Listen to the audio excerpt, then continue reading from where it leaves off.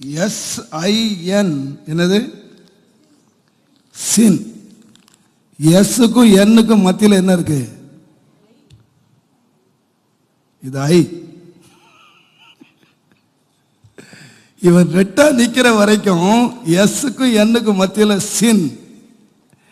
இவரை என்ன பண்ணணும்னு கேட்டீங்கன்னா, இவரை கொஞ்சம் பிடிச்சு இவரை கொஞ்சம் வளைக்கணுமா.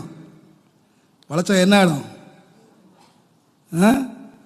யூ அப்படின்னா சன், பிரகாசம் ஆகிடுவாராம். இவர் நல்ல பிரகாசிக்கிற என்ன பண்ணுவாங்கன்னா, இவர் தலையும் காலையும் பிடிச்சு ஒன்னா வச்சு அடிச்சுங்க.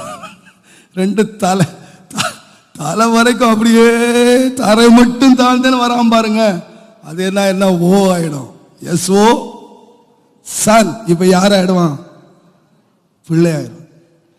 யாரெல்லாம் தேவனுக்கு புத்திரன் ஆகணுங்களோ அவங்கள தலையும் பிடிப்பாரு, காலையும் பிடிப்பாரு.